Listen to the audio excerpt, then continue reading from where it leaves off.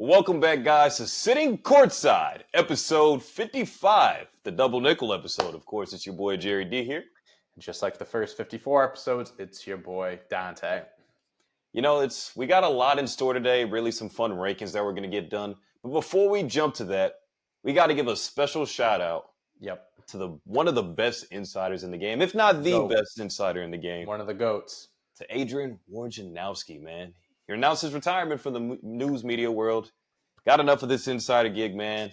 And I kind of imagine that it's a lot, but it kind of sucks. I respect it. I respect the decision. You know, he put out a very short and sweet last letter, put out one last Woj bomb this morning. You know, he wants to enjoy life. You know, what him and Shams do constantly, being on top of reporting about NBA, breaking news, trying to be the first one to get a scoop. Like, we've seen Shams. Like, I've seen videos of him, like, showing his screen time, like, when free agency starts. And it is, like, not everyone is built for that. It is a tough life. It takes you away from a lot of things that a lot of other people would like to focus on. I feel like Wojnarowski is at a point in his life where he sees, you know, he's done what he has to do. He's going down as one of the GOATs, 100% going into any Hall of Fame that he is eligible for. But yeah, good for him. I think he got a what is he? The GM for St. Bonaventure, his alma mater. So the next chapter, put his face over KD's. We're crossing his arms. My next chapter. But yeah, shout out Woj. You go from being an insider to now running kind of stuff at your alma mater. That's, in some senses, I feel like that's living a dream. I would love to go back. Hey man, you can't write things. You can't write something as cool as that. That's dope. You know, he is obviously going to be doing. He's going from something that he loved previously to something he'll, you know, he's going to love doing now. So happy for Woj. We're going to miss him, but hey, we still got Shams. So there's rumors about ESPN might be going after him now. They're looking for their replacement. Shams is cool in my book, but I really enjoyed the deep dives from Adrian Wojnarowski over these last 7 years that he's been at ESPN. Yeah. It's always been something cool to read for me as a reporter, kind of take some notes from. Like, that was like, damn, this guy's good. And if I can get to these kind of relationships, it's like an inspiration, you know? Like, you would love to build relationships like this dude. So, it kind of sucks, man. It does suck. I wonder if there'll be someone else coming up now that will be looking to kind of fill those shoes a little bit. It's either Shams, like you mentioned, or Chris Haynes from Yahoo Sports, whose contract just ended. So, we got some good prospects in the free agency is looming for the sports broadcasting world. But yeah, like you said, shout out Woj. One last Woj bomb. Send us home. And now to give the people our Woj bomb for our NBA positional rankings. Which today, guys, we're gonna keep it short and sweet. We're gonna have our backcourt guys going up, so that includes our point guards and shooting guards, our ones and our twos. If you guys aren't familiar with basic knowledge like that, I hope so if you're watching this podcast. But yeah, we're going to dive into just our top 5 guys at those two positions. So I guess let's kick it off with you, Dante. Number 5, who we got? Me? Kick it off with me? All right, I can kick it off. All right, my number 5 point guard here, top 5 point guards going to the NBA next season. My top number 5 guard is Jalen Brunson on the New York Knicks. He last season just kind of shot up to superstardom, leading the Knicks to a 50-32 record, the second best team in the Eastern Conference. And if it wasn't for an injury in that second round, I believe that the New York Knicks would have been in the Eastern Conference Finals. But Jalen Brunson going into the next season, he's the captain of the Knicks. You know, that was made official not too long ago. He is 100% the leader of that team. Now with Mikal Bridges in the mix, there are, you know, some higher expectations for the Knicks, and I think that he will be able to. He's shown that he can handle the pressure of being a top guy in New York, and I expect to be the same way going into next year. Some people might have him higher than 5, but I like having him here. Great season last year, but let's see if he can capitalize or you know, continue to improve and get better coming off of last year. Yeah, for sure. At my number 5, I have Ja Morant. I think there's a lot of other guys that we could possibly put in this 5 spot, right? I think we can give an honorable mention to Tyrese Halliburton, who led the league in assists last year. Absolutely. We can give Tyrese Maxey some love, who had a most improved player of the year season. That was great. We could also give some love to De'Aaron Fox, who's a guy that's always slept on constantly year after year, along with Trae Young. I think point guard's probably the deepest position in terms of all-star caliber that we It's have in stacked. the NBA. Mm-hmm. But I think in terms from a talent standpoint, it's got to be Ja Morant. He's probably number one in my mind in terms of talent at that position, but obviously injuries played a part. He only played around 9 games last season. Great averages on the board for sure, but after sitting out because of the suspension and then tearing your labrum, you just got dealt a really bad hand to start off your 2023-24 season last year. So I'm expecting big things from the Grizzlies. If you guys watched the last couple of episodes, Yeah. I was very high on what I think they could get to, or the point I think they can get to, if this guy is healthy and able to play. I think he's an MVP candidate. I think the Grizzlies can be a 2 seed out west. I really think they possibly have an outside chance in even going to the NBA Finals. I don't think they win. I don't think they Wow. win, but to beat a team like Denver, to beat a Dallas, to beat a Minnesota and OKC, I think the West is a minefield. If they draw the right matchup, who knows where they can end up. So Yeah. all of that falls on Josh's shoulders to actually kick that off. Yeah, man. Listen, at my number 4 spot, I have Ja Morant. We both have him a little different positions, but listen, Ja Morant. I think a lot of people may have forgotten how good Ja For Morant sure. and the Grizzlies are when he's healthy. When that team is healthy, just a few years ago, they were in the Western they were close to making it to the NBA Finals against the Boston Celtics back in 2022. Ja Morant has had some off the court issues, had that injury like you mentioned, but when he's when he is healthy, okay, put those water guns away. But when he is healthy, he is undoubtedly one of the best guards in the league, one of the most athletic players. He is showtime. He is must-see television. And like you mentioned as well, we have been hyping up the Grizzlies over the last few weeks. Just like, last year, no one expected Dallas to really make it to the NBA Finals. There's a lot of really good teams out west. If they get dealt the right cards, I think there's a good amount of teams in the West that could make it to the NBA Finals. For And sure. again, if Ja Morant is healthy, not only is he a top 5 guard, but that Grizzlies team is in contention to make it out of the West. Absolutely. Piggybacking off of what you said about Jalen Brunson at that 5 spot, that's who's at my 4. And the only reason he's there for me is because he played a whole season, got to the playoffs, did his thing. It was really like this coming out party of, can Jalen Brunson actually be consistent, be the face of the Knicks organization? Can he become this underrated signing and just help propel them to new heights? Well, Yep. that's exactly why I have him at 4.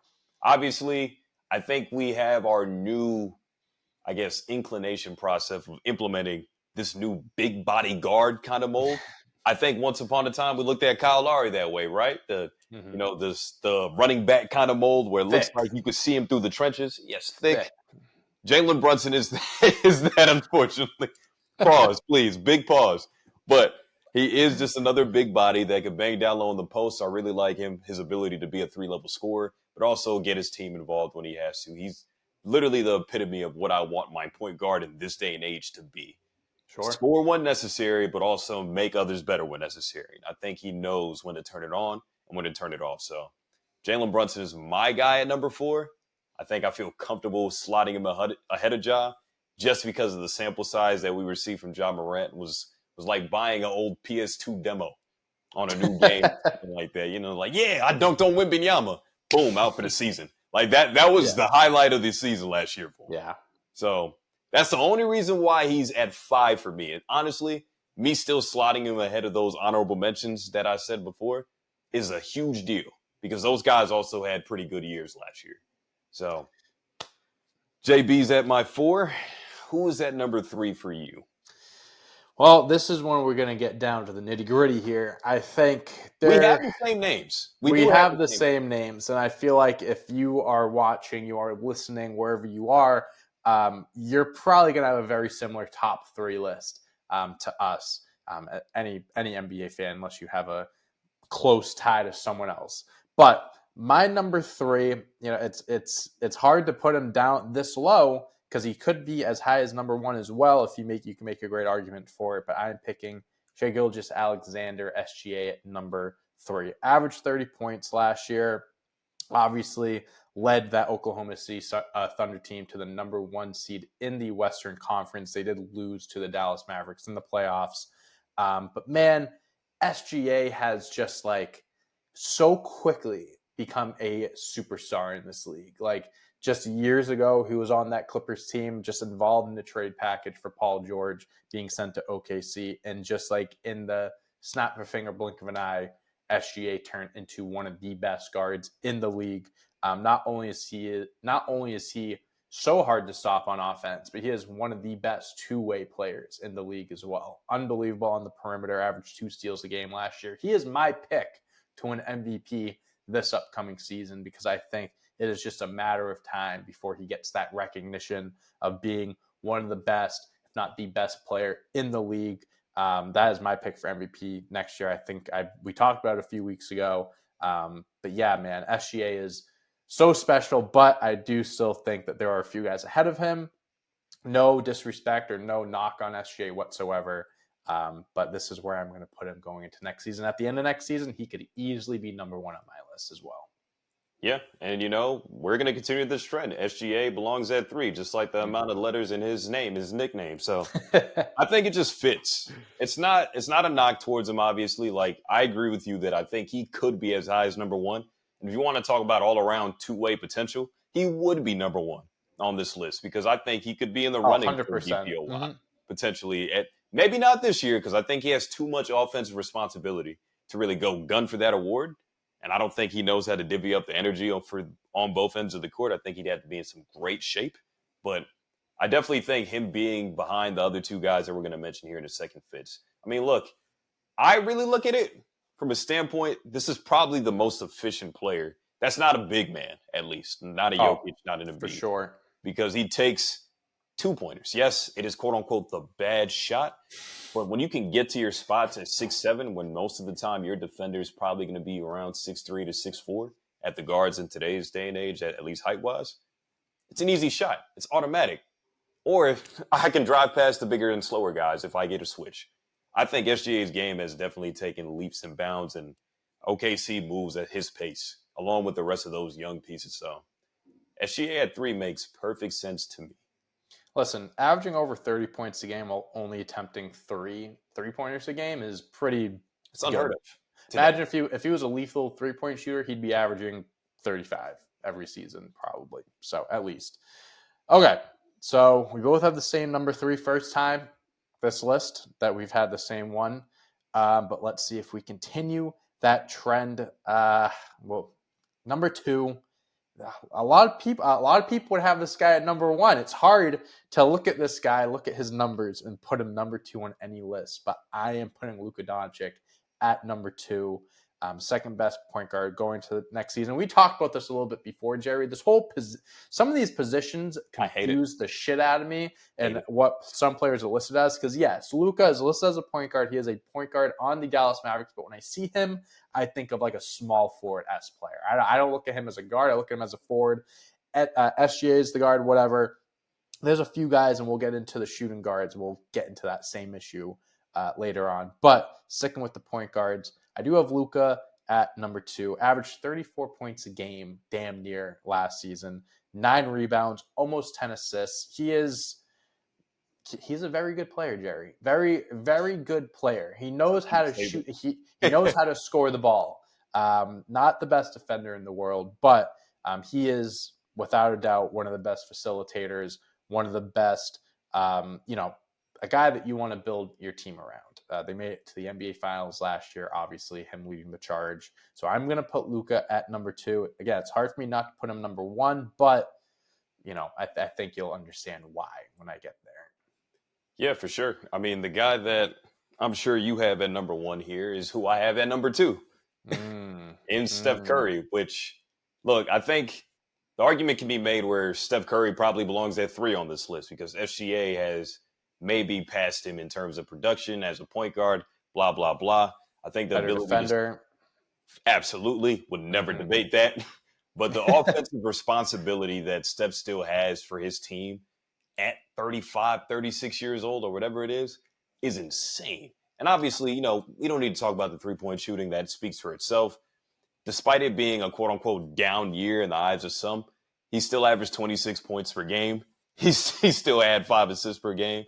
And he still had even like shooting around 50% from the 2-point range. from your field goal percentage. That's what you're getting out of your point guard.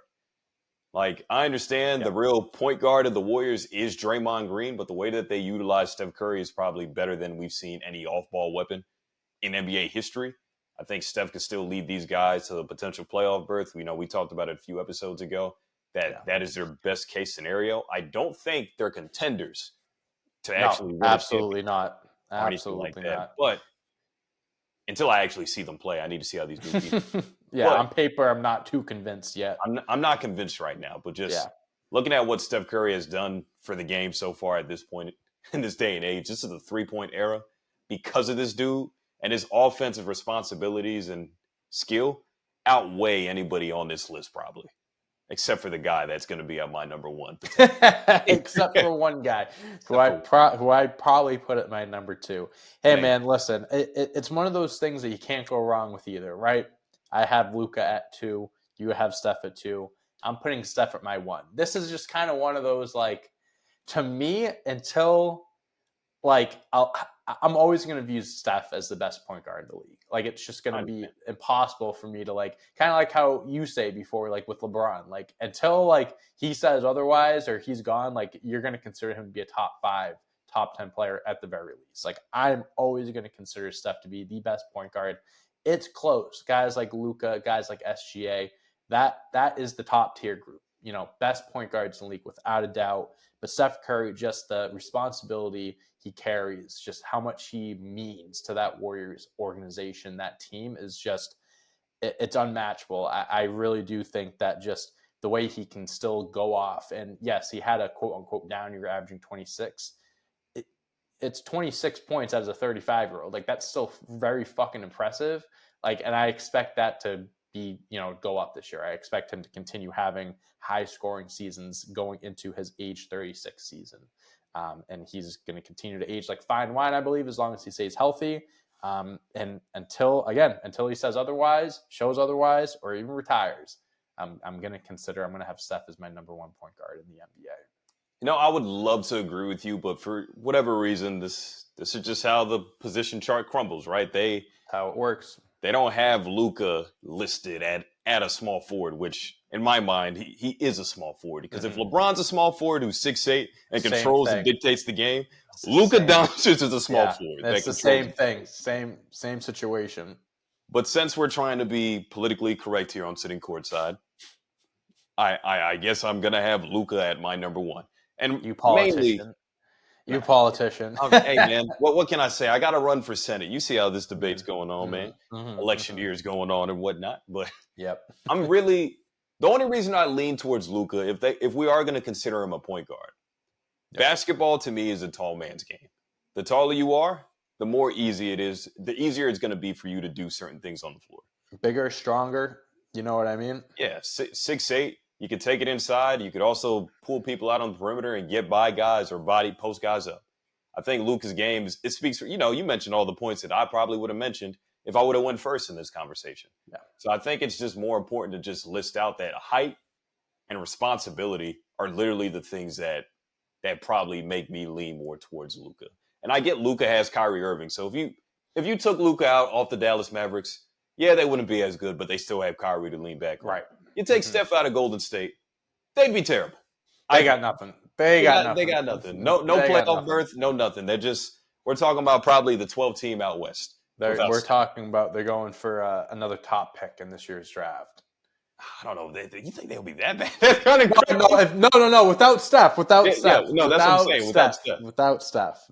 Compete. I don't know, man. Maybe not that bad, but it could be. You could be right. I don't know. I think Luka for me just makes sense having him at 1 here because he's one of the. You probably have him number 2 behind the best player in the league in Nikola Jokic. Like you can make the argument why Luka could be 2 or 3 in the NBA currently right now. So I think if we're going to be politically correct here, then yeah, I'd have him number 1 at his position, even if I don't agree that he's really a point guard. And anybody that has a problem with that, you can kiss my black ass. I really don't. Well, Jerry, I say let's just keep riding. Let's keep riding the momentum, taking that energy and putting it into our top 5 shooting guards. And I think you should start this one.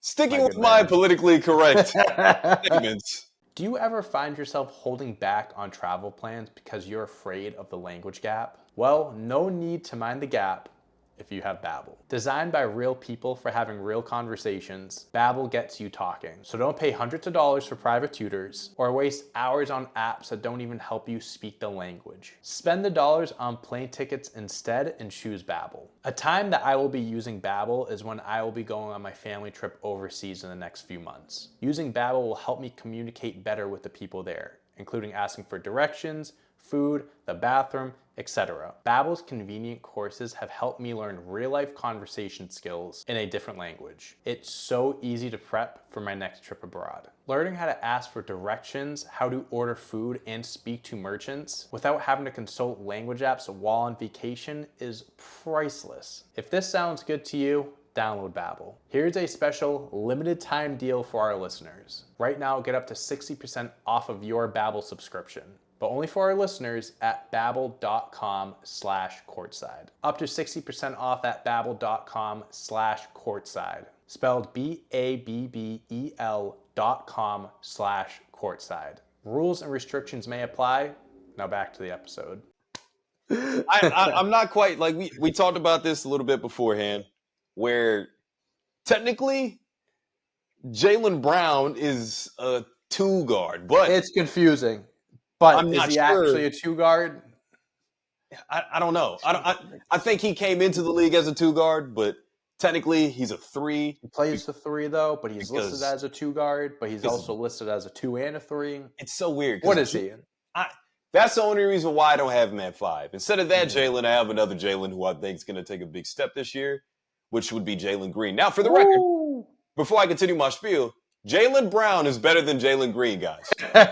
But oh no, I think you putting Jalen Green here is you saying that he's better than the Finals MVP. Again, refer back to my previous statement about how I feel about y'all can kiss my black ass. I don't really care. But I think Jalen Green this year is going to have to take a major step up for the Houston Rockets to actually be considered worth something.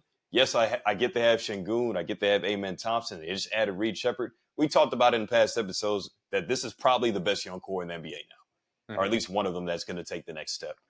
But Jalen Green went on this crazy scoring stretch, right, where he averaged like 32 a game. Crazy stretch. That led me to believe that, you know what? I've been shitting on Jalen Green for the last year and a half because I'm like, I don't know if he's actually going to be something. He just looks like he's more focused on getting buckets, not really being this two-way guy. Well, now you team-oriented player even. Not at all. But I think getting Fred VanVleet into that system probably helped calm things down.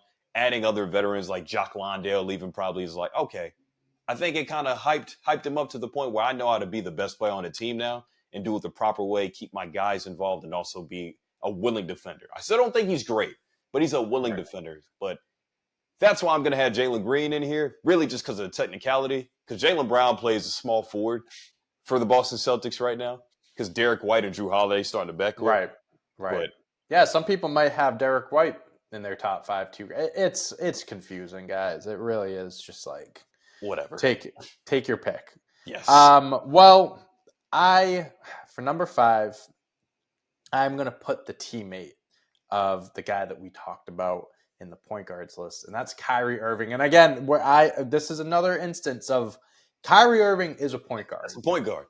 He's a point guard, but he starts at the 2 next to Luka, who is on both of our top 5 point guard lists. So I hate politics in that. To be politically correct, I am putting Kyrie at a 2 guard and putting him at number 5, even though I don't believe that. But Kyrie being at number 5, it's self-explanatory. If you guys have been following us since the beginning of this channel, I think you can recall numerous times where me and Jerry have praised Kyrie Irving, given him his flowers, and have put him on such a high pedestal of considering him to be one of the most skilled players of all time, one of the best guards since being in the league. With all that being said, you'd think I'd have him higher on this list, but the 2 guard position is loaded. And I think here, again, it's like confusing the whole point guard, shooting guard thing, putting him at number 5, still believe he is one of the most talented skilled players in the league to this day. And a big reason why the Mavs made it to the finals last year. So Kyrie Irving, number 5 for me. Yep, and your 5 guy will be my 4 guy, man. Just like there we go. this political BS that we're going through right now, I think Kyrie definitely did play his role down to a T. He got traded in the middle of the year whenever he got to Dallas. So I think we're kind of like, oh, he didn't change anything and blah, blah, blah. But Luka only played a limited amount of games with them before that season ended, where they missed the playoffs, which was a blessing in disguise because they got Derek Lively in the draft, right? And all that good Right. stuff. So Mm-hmm. seeing them have a whole full year of a sample size, they went to the NBA Finals. Not bad. I'd say Not bad. that's pretty damn good. Like you were the second best team last season. Congratulations. Now, I think going into this next season, guys will be better. I think even Kyrie, as he ages, we mentioned Steph aging like fine wine. I think Kyrie is another one of those all-star caliber players that his game would be ageless since it's not dependent on athleticism. So watching another year older Kyrie Irving, more progressive in terms of how he decides to be selective about his shot chart. I like Kyrie at 4 for our two guards if we're going to throw him in that bunch.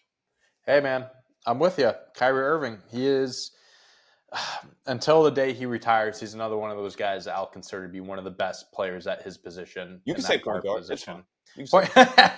I'll always consider him to be one of the best point guards in the NBA until the day that he retires.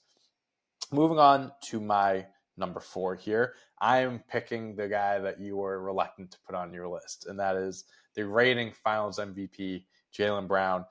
You were telling people to kiss your black ass if they had a problem. They can kiss my white ass if they have a problem. Yeah, Jaylen Brown. Jaylen Brown is, yes, he is technically the 3 on that Celtics team. He is listed as a shooting guard. I don't know, guys. I don't make the rules, but I'm putting him. I'm looking at ESPN right now, looking at his stats. It's not going to zoom in, but it says SG shooting guard next to Jaylen Brown's name. So that's what I am going off of. Listen, Jaylen Brown, one of the better athletic two-way players in the NBA. Every single year that he has been in the league, he has gotten better. He has progressed in whether it was his shooting, his ball handling that he still needs to work on, but it's not as bad as it was before. His defense, his driving, whatever it may be, his left hand, you know what we're talking about. Didn't matter this finals though, because he did win Finals MVP. And I'm not going to sit here and spend this time talking about what I think the Celtics can do next year, but I do believe that Jaylen Brown will return to being, one of the more prominent players on that team. One of the biggest reasons why, they won a championship. And I think, there was a lot of stuff that happened this off season. Him not making the Olympics team, this and that happening. I think he might have a little bit of a fire underneath him. Maybe he wants to come out next year swinging a little bit harder than he has before. Really focused on his game. He's been training underwater. Don't know what that will do to his game, but I'm very curious to find out. But I have him number 4 on my list. I am not mad at it at all. And just to re-clarify, Jaylen Brown is good, guys. Okay, I don't know where he's at, what he is positionally. Yeah, okay? A lot of questions. Yep. But for my number 3, man, I'm gonna go with Donovan Mitchell. I think, like, what can I even say, man? Like, this dude is amazing, and I think he gets a bad rep just because of what he didn't do in Utah, and now he's in Cleveland. He decided to stay. I was like, oh, he doesn't really want to win. People hate loyalty these days. I kind of respect the fact that he decided to stay in Cleveland. Even though it would have been cool, sure, to see him play for another bigger market. I think we oversell that guys have to go play for bigger markets. So and also, like, think of the money situation stuff too. Like, you make more money staying than you do if you go somewhere else. So you have to think of that as well. Exactly. But Donovan Mitchell on the floor, man, I think this is another one of those situations where this top 3 for us could be very much like out of order in some minds. Yeah, but I think 100%. We can all agree that these are the 3 best 2 guards in the NBA today. And I think Donovan Mitchell is everything that you need out of an offensive number 1 option. Another 3-level scorer, a guy that can dunk on you, a guy that can actually put up a 3 in your face, and like one of the best shooters in the league. I think being a 3-level scorer in this game is how you actually set yourself apart from just being a specialist, right? And being a 6'1" or 6'2" 2 guard is insane. Like, he's not even he's not even big proper height for what we I think when we think of shooting guards, we think of 6'5" to 6'7". 6'5", 6'6", maybe. Yeah, for sure. 205-ish, maybe 215 at the heaviest. That's what we look at 2 guards as. But Donovan Mitchell is my height, maybe a little taller, and to the point where he's able to just light up offenses as a number one option and still get his own shot over anybody. So I think it's a no brainer for me to have him at this number 3 spot right now. Yeah, man.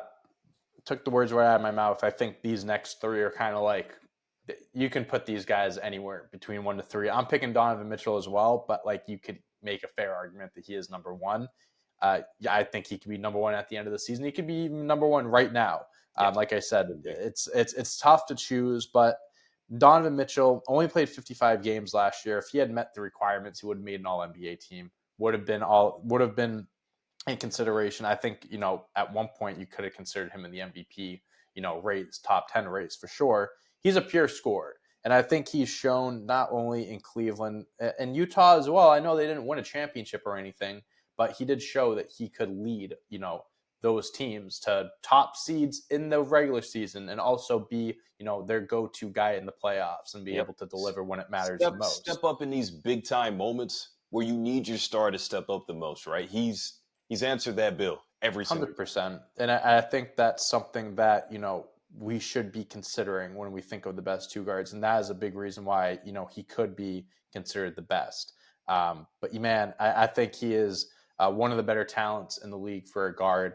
For his shorter height, being able to do what he does at the two guard position it's incredible. And he's only 28, so he is like smack dab, like in his prime right now. So I'm excited to see. Again, I have him at 3, but he could be the bona fide number 1 shooting guard for me at the end of the season. Yeah, we're talking about politics. If he's 6'2", isn't he a point guard? Hey, man. Like I said, I don't make the rules. We don't make the rules. I don't make the rules. But the only reason that Donovan Mitchell isn't in that upper echelon at being at 2 or number 1 for me personally is because of the height. Is because that there's some right. If he was 6'5", 6'6", he'd be number 1. Like that. Yeah, I'd probably put him number 1. Yeah, honestly. Yeah, I wouldn't be too far behind. He's not a terrible defender. He's 6'2". He just works with what he has. Yeah. He makes the most of it, but wingspan is ridiculous. Like, that's what helps him guard some of these bigger players. But anyway, that's the only reason why he's at 3 for me. And obviously over him, as I'm sure everybody could imagine, there's only 1 or 2 guys that could be there. But I'm going to put Anthony Edwards there. Yeah. Yep. I know a lot of people want to shoot Anthony Edwards straight to the top at being the best 2 guard in the league, because last season was great, right? He had a couple of 50-point games. He led the Wolves to this high seed in the playoffs. They beat the defending NBA champs, get to the Western Conference final. Like, yo, what have you done for me lately? Incredible. What have you done for me lately is important in any sport, in any political conversation, in any topic that you want to talk about. It's all about recency bias and what you've been able to accomplish in X amount of days. Right. But Anthony Edwards is number 2 for me. I mean, I think given everything I just said, that hyped him up. He's great. He's not even 25 yet. There's still 23. He's 23. He just turned 23. There's plenty of time for him to rule at this number 1 spot, but I think he's going to be competing for that spot with the number 1 guy for these next 10 years or so. But Anthony Edwards is a dog, man. I think in terms of aura, in terms of personality, in terms of leadership, I think he'd be number 1. I think the swag that I want to see from my franchise player, out of everybody that we have on this list, he has it. And that could be very well the face of the league in the next 5 years or so, or even sooner than that. I don't know. There's a lot of names out there, but I can't say nothing but positive things about Ant, man. The sky's the limit, and without him, the league would be a lot more boring. So, yeah. Shout out to Anthony Edwards, man. That's my number 2 guy, though. Yeah, man. I think Anthony Edwards is like being 23 right now and accomplishing what he has and showcasing, his skill set and everything that it's incredible the things that he can do at this young age. Like, he is on a trajectory to be, without a doubt, one of the faces of this league, potentially the best player of this league one day. But that's one day. Right now, I have him at number 2 as well on my shooting guard list. Yeah, like knocked out the defending champions in the playoffs, averaged 26 a game last year, had some good performances in the playoffs. Like, that's great. That's amazing to see. But he's 23. He's young. He has a lot of room to grow. Although he did do all those things I just mentioned, he still has a lot of room for improvement. There's a lot of parts of his game that he can, go from good to great and really just fine tune those things. I do believe that if you told me that Anthony Edwards is number one on your shooting guard list, like I get it. Like I'm not going to say that you're crazy for saying that. I absolutely don't. I think that's a valid choice as your number one. But I think that he has a little bit more to prove. Again, he has a lot of room to grow, and he did it this year. Is he going to do it again next year? That's what I want to see. And if he does, then maybe he is number one. But for now, he's number two for me. And you mentioned some of these things he needs to improve on. Just in case anybody's wondering, I think he should be in better shape come next year. I think, it's not like he's in terrible shape, but there's times in that playoff series, even against Denver, where you caught him taking plays off. And I get sometimes people do it. Yeah, you look a little too tired. I get it's a grueling series. You're banging with Peyton Watson and all these other guys, all these other bodies in that Denver series. I get it, man. But the great ones just know like when to step up and what to do. Not saying he didn't, but we're talking about things he could improve on. That's mainly number one in my mind, along with actually being a better shooter off ball, moving better without the ball. That's probably I don't like seeing guys sit still, and there were times he did. Yeah. Okay, so that's just a brief little synopsis of what I think. But absolutely, number one, which now it's clear that we both have these guys at the same spot. Yes, we do. Devin Booker just is class personified of what I feel like a two guard should bring to my team. Obviously, it's easier. He is the definition of a shooting guard to me. He is a pure shooting guard. This is my bona fide scorer. This is the guy I can go to in a clutch. This is a guy I can go to stop a run. This is the guy I can go to start a run. I think everything Devin Booker is going to do for the Suns this year, I get.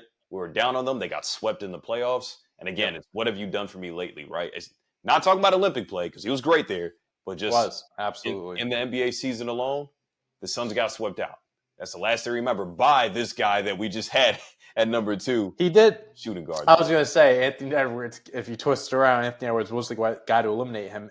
Booker did have 49 in that last game, though. They did lose, but he did have 49 the last game that he played last season.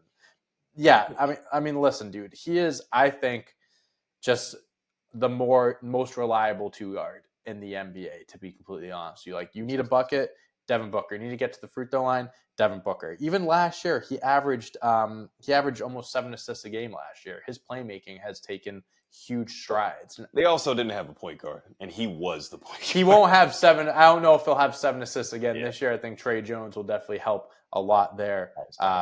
Tyus Jones, excuse me. One of the Joneses. I know it's one of the Jones. Tyus Jones will take some of that pressure off of him. But I believe coming off of this Olympics run, I think he'll take a lot of those, that team-oriented play. I believe he'll be one of the top scorers, and I think I actually had him as an honorable mention or in the running for MVP next year potentially. I think he absolutely could, but I think he learned a lot about playing with stars in the Olympics and just, fitting into a team and doing what you have to do to help that team win. And I think he'll add that to the Suns this season. Sure. But yeah, it is making this list. It was always a sure thing to me that Devin Booker was going to be number one. Yeah. I think I started with Book number one, then I filled out from 5 down. Yeah, absolutely. That kind of thing. Mm-hmm.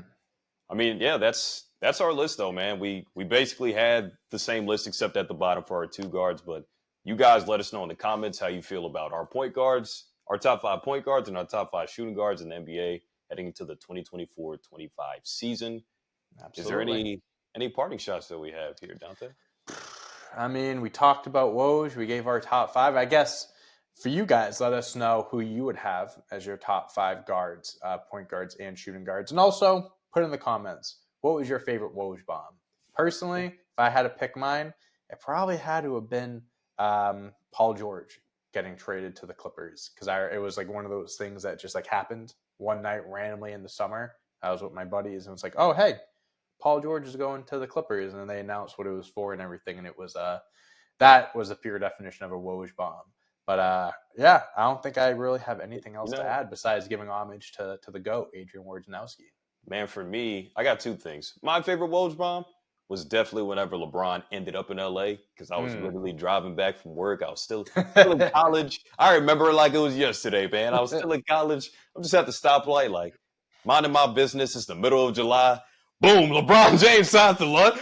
let's go! Just remember lowering down my window, just hype as hell for no reason on the college campus. So that was That's great. amazing.